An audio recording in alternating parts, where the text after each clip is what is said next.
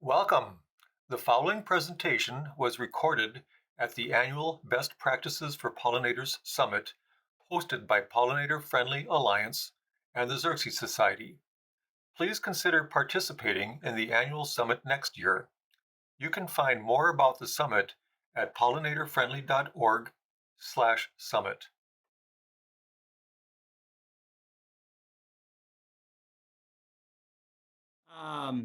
I think the reason I'm here is because I've been around a while and not quite as long as Carol, but I have a little maybe perspective to share with some of you younger folks. And you can see on the top of this slide, I changed the topic a little bit, or the title, because I was thinking as I went through this about eco grief, and that's kind of a real thing. And I think it varies a lot depending on your age. For people like Carol and I have vivid memories of growing up in eastern Nebraska and watching the monarch migration in September, where there were millions and millions of monarchs, flying south, and the trees would turn orange and you couldn't keep the cabbage butterflies out of your garden. And now in my garden, I don't even want to go kill one because there's so few now. So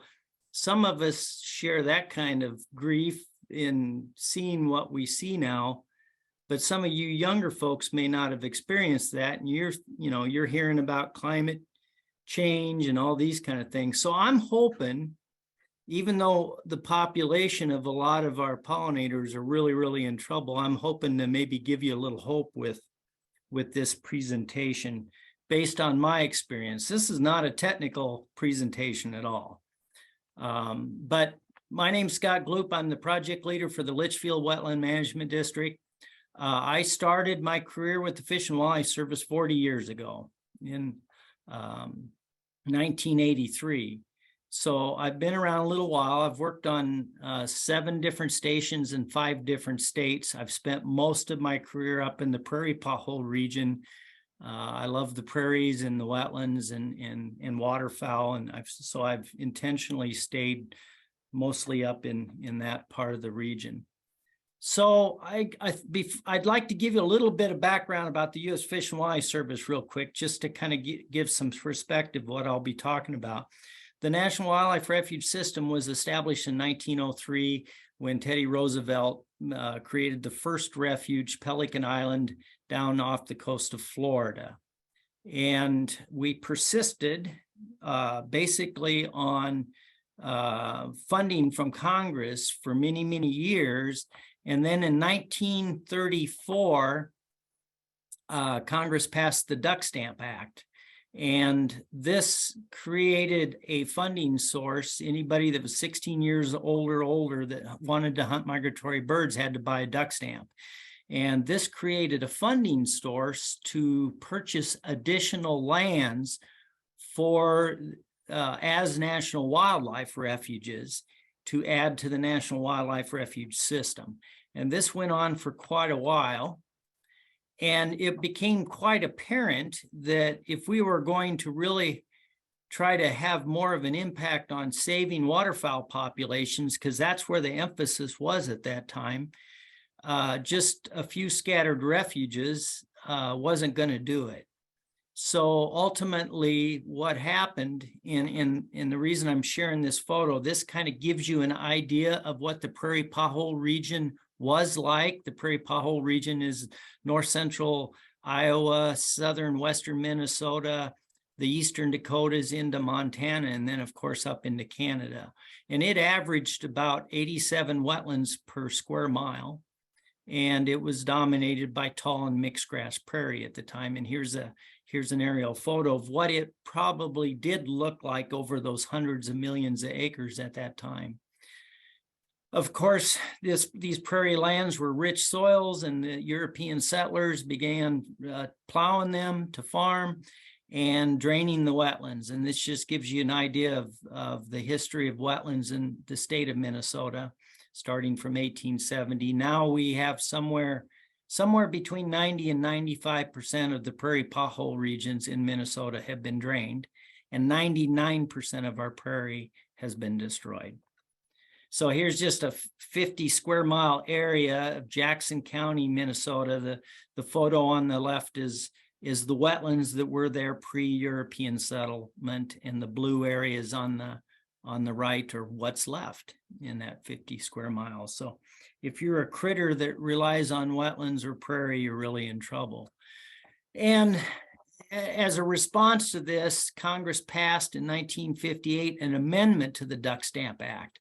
And this amendment gave the Fish and Wildlife Service the ability and the authority to buy what we call it the Small Wetland Acquisition Program Amendment. So we had the authority then to use duck stamp dollars to buy small tracts of land scattered throughout the Prairie Pothole region to restore and protect those areas for waterfowl. So at that time in 1958, we started buying what we call waterfowl production areas. Again, these are scattered tracts of land throughout the Prairie Pothole region. In addition to these lands, we also started buying easements on private land that protected the wetlands.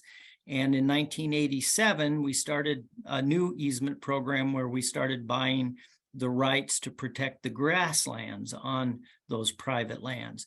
Currently, the Small Wetland Acquisition Program protects over 3 million acres of habitat in the Prairie Pothole region. So when we first started buying these lands back in the early 60s, all we were thinking about was ducks.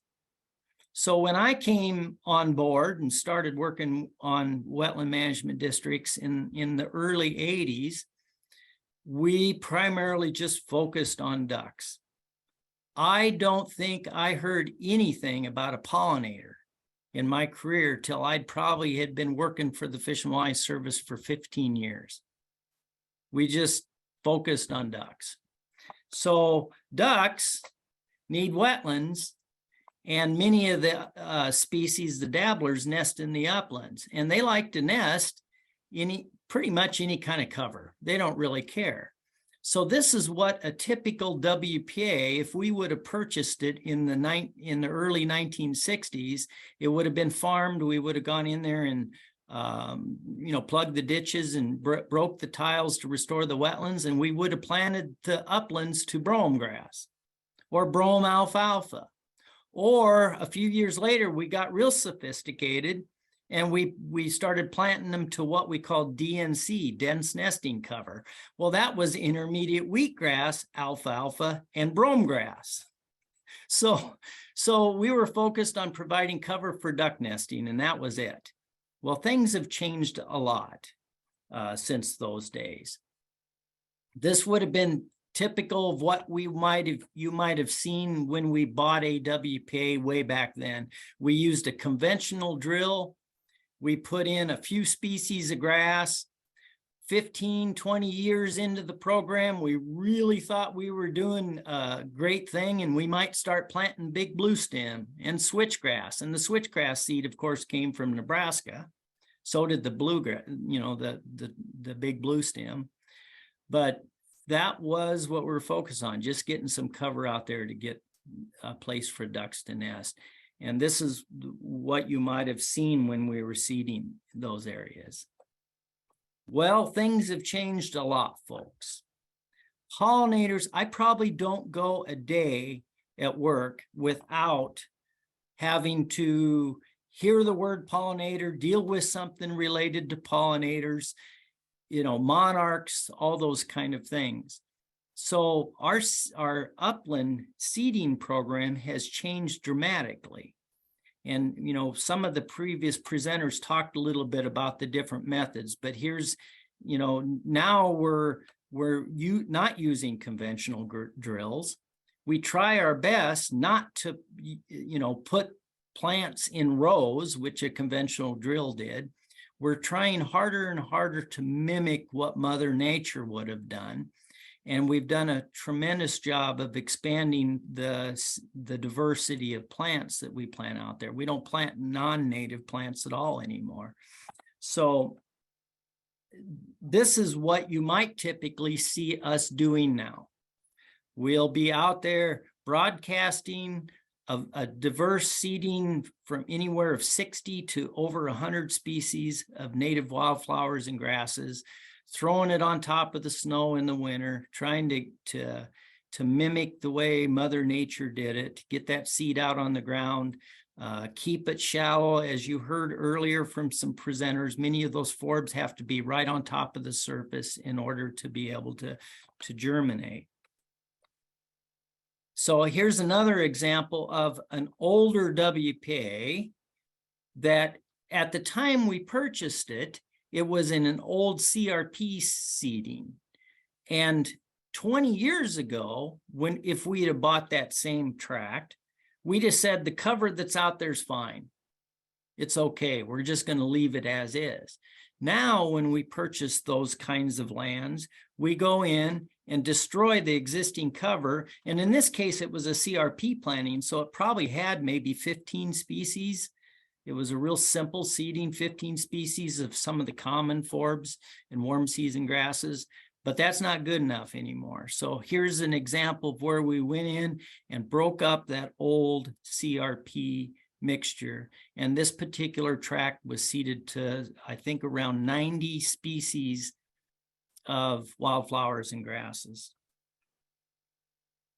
How do we get this seed? Well, when I started 40 years ago, there were no ways to get this seed. There was no market for it. The commercial operators weren't trying to grow it and produce it because there was nobody that was interested in selling it. Now we're really fortunate in Minnesota because we have a lot of private companies that are really focusing on trying to produce these seed sources and as best they can get local eco-type seed sources. But even then, there's a lot of species that, you know, they just can't commercially harvest. And so we're to the point now we hire folks that go out and hand collect some of those species that are really, really difficult to get. And this is an example of one. This is bird's foot violet. You know, it blooms very, very early. When it's ripe, it pops open and shatters its seed, and they're short. They're only a few inches tall. We still have regal fritillaries in some of our areas in my district, and it's because of the native prairie sites that we have, because we have these native violets on them. These people are going out and marking these plants in the spring when they're in bloom and you can find them. And then they go back when they're going to be ready to harvest and hand pick these little seed pods so we can get some seed source for some of our seedings. Here's an example of a waterfowl production area in my district that's native prairie. And we burned it this spring. And we actually went out on that site and the crews did a bunch of hand collecting this spring, late spring, early summer, to get those species that produce the seed early, because oftentimes that seed's not available by fall. It's already dropped to the ground. And then later in the fall, we went into the same site with a combine and combined as much of the native seed as we could of that late producing stuff. And if you look at in the upper left-hand corner, you can see a vehicle up there. Much of this WPA, of course, is so rough you can't even get a combine on it. And up there on that hill is a ATV pulling a little machine behind it that's you know, collecting as much seed as we can up on that hill. So we're going to great lengths to try to diversify our seedings for pollinators and all kinds of other critters. Here's an example of a couple years ago where Highway 23 was going to do an expansion, and we were made aware of a large patch of showy ladies slippers that were present on the site that was going to be destroyed. So we arranged to get a bunch of volunteers. And we went out in the spring and marked these plants when they were blooming. And then in the fall, after they were dormant, we went and dug them up, and then we're transplanting them back on some of our sites. So nowadays, if you go to one of our newer WPAs, this is what you might see in the summer. Now, this is what I might refer to as I think it was referred to earlier as a palooza type planting. This is not a real diverse seeding, probably 40 species, mostly more of the common flowering plants. But as compared to what we used to do, it's significantly better. And we have seedings now where we really focus on putting short grasses in, bunch grasses, really going strong on the pollinators, trying to mimic the way the prairie would have really looked at one time. We've also changed a lot of our management practices now due to pollinators and other things. We don't graze the same way we used to. We've changed our grazing system significantly to try to accommodate this diversity in these species. Haying is still a tool we'll use on some of our old sites, but for instance, rather than hay off an entire WPA like we used to, we might only hay a quarter of it that year, and we'll rotate around to make sure there's some residual cover and a diversity of type of habitats out there. Fire is, and you've heard a lot about fire. Fire is a tool that we use extensively on our lands. You've all heard the last day and a half how prairies need to be managed. They need something to keep them prairie. In our district especially, if we don't do some kind of management, they'll all turn into forests, and not good forests in general. Well, when I first started, we just go to a WPA in the spring and we just torch the whole thing off. We just burn everything. Now we've changed our management practices significantly, and we will not do that anymore. We just burn, especially on native prairie sites, we'll just burn portions of that site each year. We won't do the whole thing, and then we'll put it into a rotation.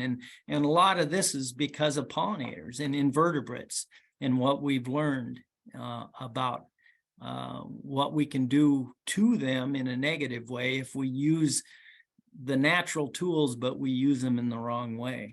So here's an example of a native tract where we're just burning part of it off. This costs us a lot of money because it's a lot more efficient when you spool up and take 5 to 10 vehicles up and 15 people to burn an area. It's a lot more efficient to burn the whole thing while you're there than to only burn part of it. But it's, you know, pollinators and these things are important enough that we're doing that now.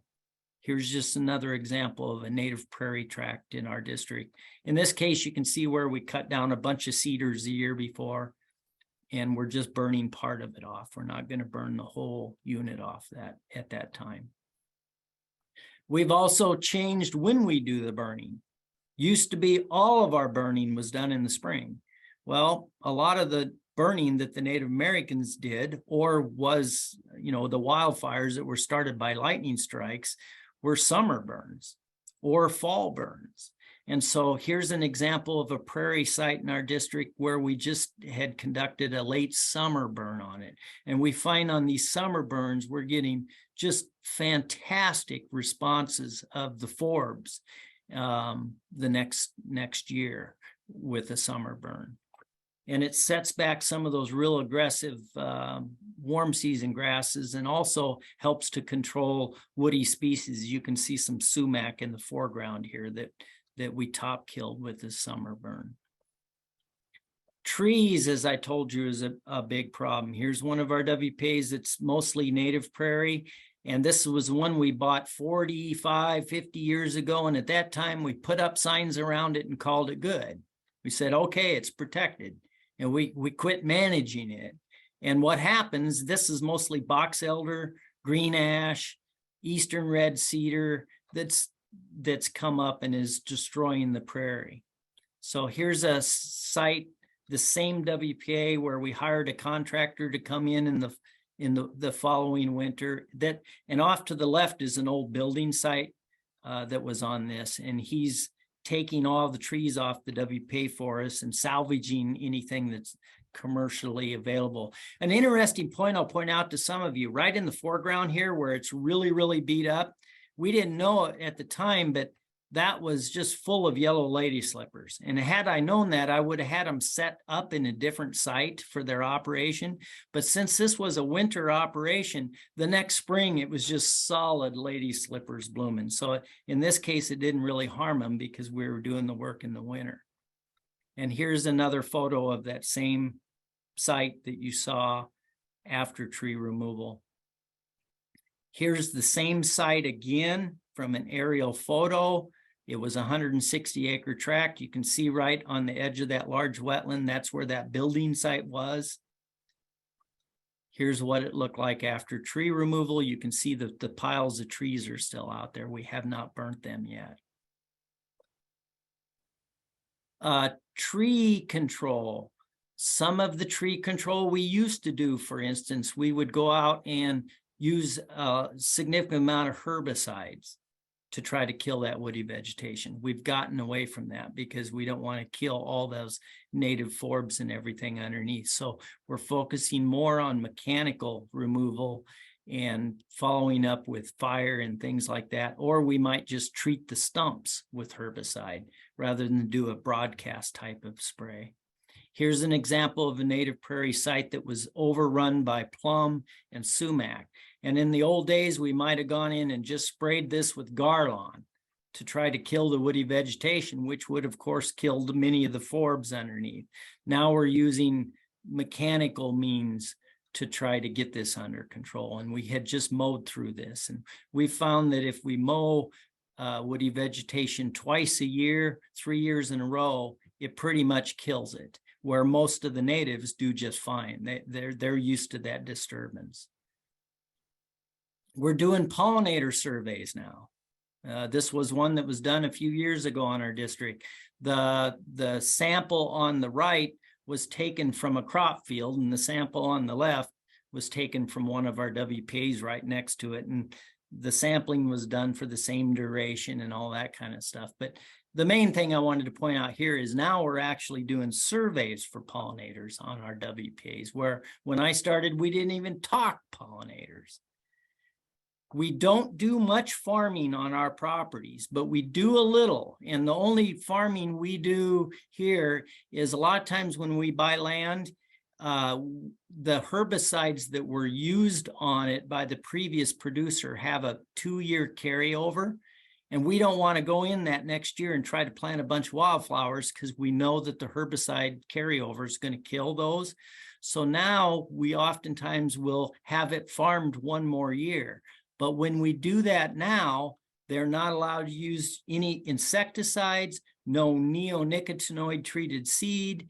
They're very limited on the herbicides that they can use. So while we don't do hardly any farming, the little bit that we do, now we highly regulate the use of herbicides and insecticides while they're doing that.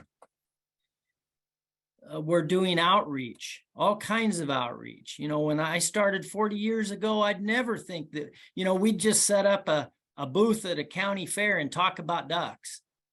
And now we do pollinators and, you know, invertebrates and all kinds of birds and talk about, you know, grassland and wetland dependent species and endangered and threatened species. Just some other activities that have taken place on some of our sites related to pollinators. We're really focusing on youth. You know, I think when I see this picture, I think about the kids these days don't get to see the monarch populations that I used to get to see. You don't know what you're missing if you don't have an opportunity to experience it. And that's sad because I can remember what it was like. And I, you know, I desire those days to be back when the trees are orange with monarchs and you can lay on your back on a September day, and as long as you look up in the sky, it's constant monarchs flying south. The kids nowadays don't get to experience that. So how can they miss something that they didn't ever have a chance to experience?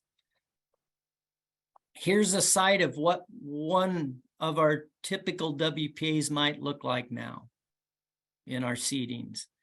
This one was established a number of years ago. You can see the lead plant in the foreground. Usually lead plant takes 7 to 8 years of maturity before it gets to this stage where it can bloom. You can see a lot of diversity behind in this site.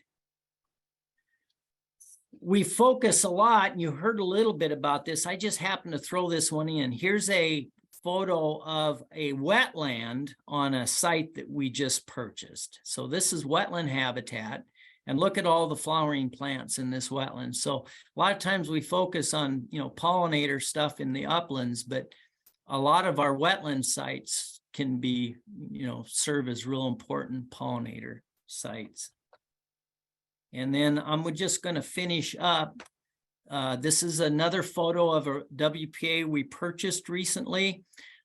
It was badly invaded by eastern red cedar. We ran a fire through it the year after we burnt it, and I happened to be out there that next fall and took a picture of how it responded to that, probably the first burn it had seen in 100 years.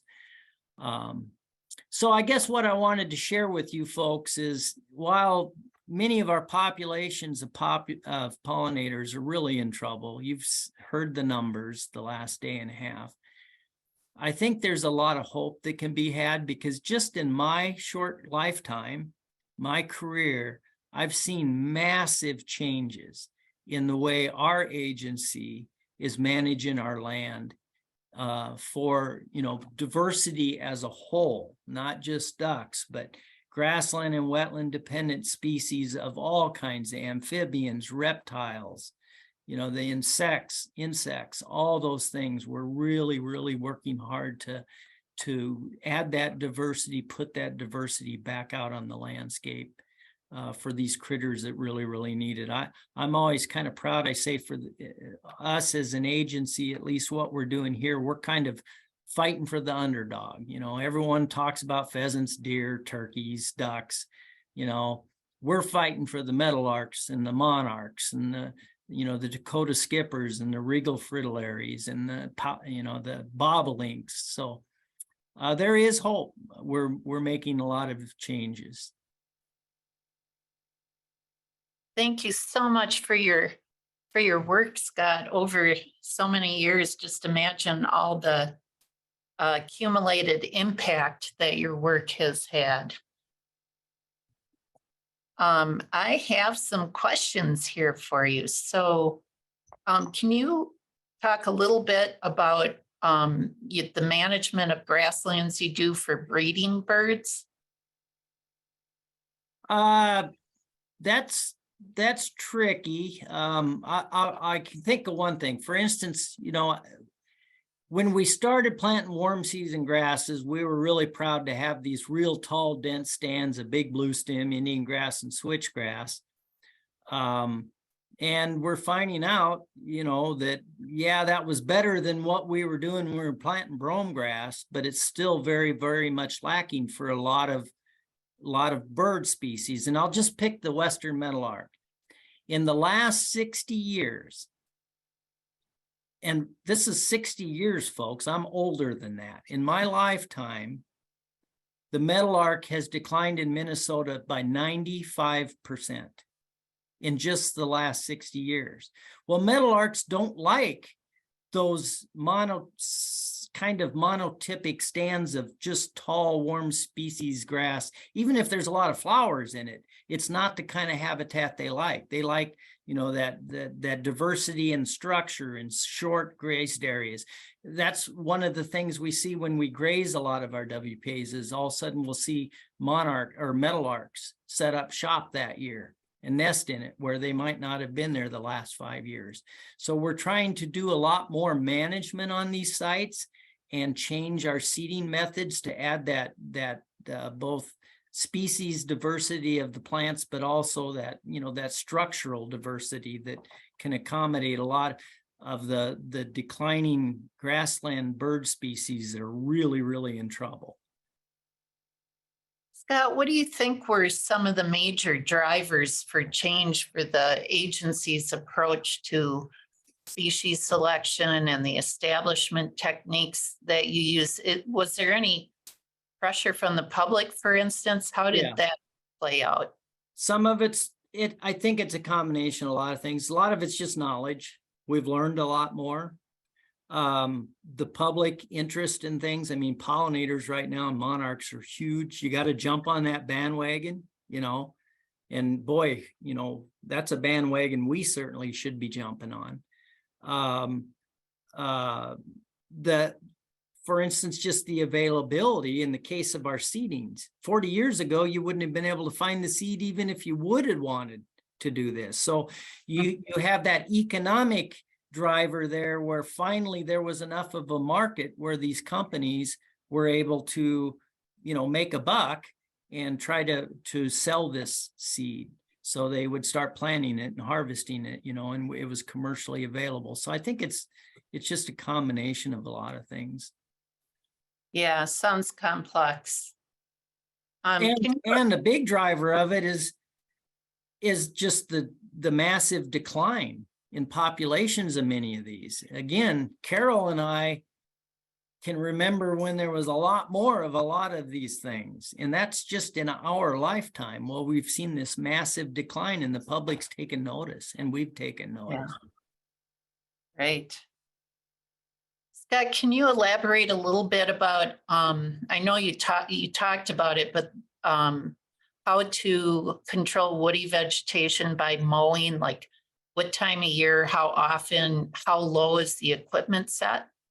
Yeah, that's so we have a number of native prairie sites in my district, which we're really fortunate to have because as you've heard, we've destroyed 99% of the prairie in Minnesota. And woody vegetation, sumac, plum, eastern red cedar. Cedar is actually easy to manage because you just burn it and it's dead. But most of these species in our district, if you cut them and don't treat them with herbicide, they just resprout. It just makes them mad. They come back worse. So I had asked a biologist that worked for me a number of years ago, how do we control this woody vegetation on our prairies without destroying all the forbs that are out there? And he did some research and he basically came back and said, you know, it looks like if we are able to mow it twice a year during the growing season, the first time you mow it, you want to do it right when the plants are reaching their terminal bud, which around here is around the end of June, early July, because it's putting all its energy into that growth.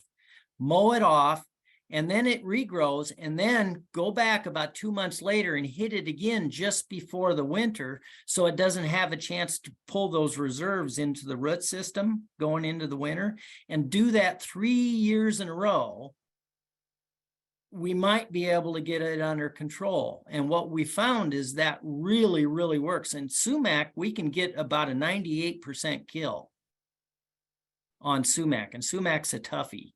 Buckthorn, plum, a lot of those act the same way.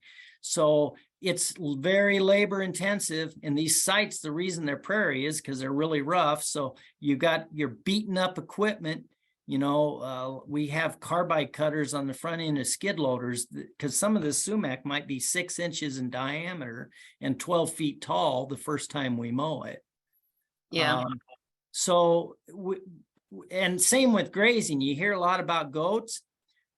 Our experience, because we've worked with goats, if you just graze goats for a few months in an area and pull them out, you're not doing any good. You feel good because it looks good for a little bit, but you're not killing the woody vegetation. Where we've used goats successfully is we've grazed those areas all season long for 3 years in a row. And they keep hammering on that plant, and it finally just gives up the ghost. You use up all the reserves in the root system. Right. Well, that all makes sense. Well, thank you so much, Scott. I know people have more questions. Is it okay if they email you from your Sure. email address? You And bet. everybody, you can find that Scott's email address on our pollinatorfriendly.org/summit webpage. Scott's and all the other presenters are emails there. Thank you so much.